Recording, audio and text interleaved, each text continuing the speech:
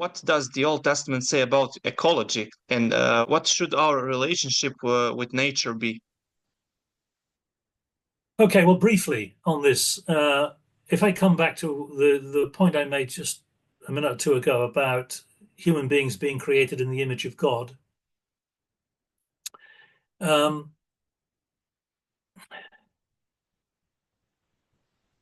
in the ancient world, a king or an emperor would erect images of himself around his territory, the kingdom or empire, and this indicated his authority in around his empire.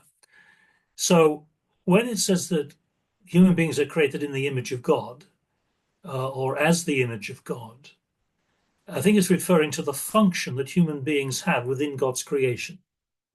So we are God's representatives in his creation to rule his creation as God sees fit. But we are representatives. If we are the images of God, we are his representatives in the world. I'm sort of going to something just to illustrate this, but in the Ten Commandments, it says, do not make an image.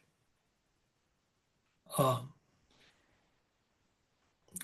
I think you can legitimately connect that with what we're reading in Genesis.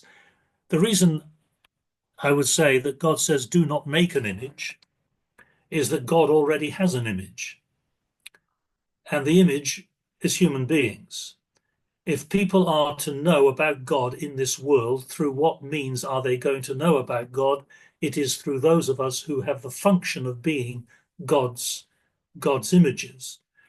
That being the case, therefore, it is not human beings' prerogative to act as they like within the environment and within God's creation.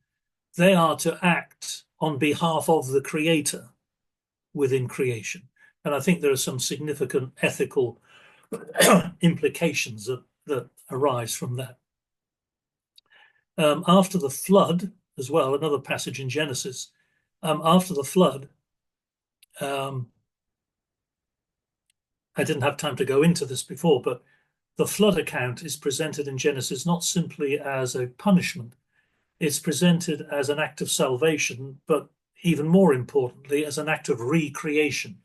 So just as before God started to create, the earth was covered in water, now at the flood, the earth is now covered in water again, and it's a recreation. It's a rerun of creation. And at the end of that, when Noah and his family emerge from the ark, God makes a covenant, not just with Noah and his family, but God makes a covenant with Noah and the earth.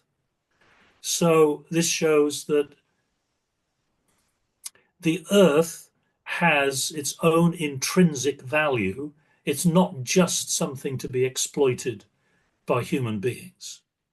And we are still God's images. We are here to represent him. So as with the act of the initial creation in Genesis 1, so with the recreation in Genesis 9, human beings retain that responsibility to act as stewards of God's creation. And then finally, I mean, there are other, incidental details, like in Leviticus. Now we come back to Leviticus, I mean, is this concept still relevant or not? We've already mentioned it.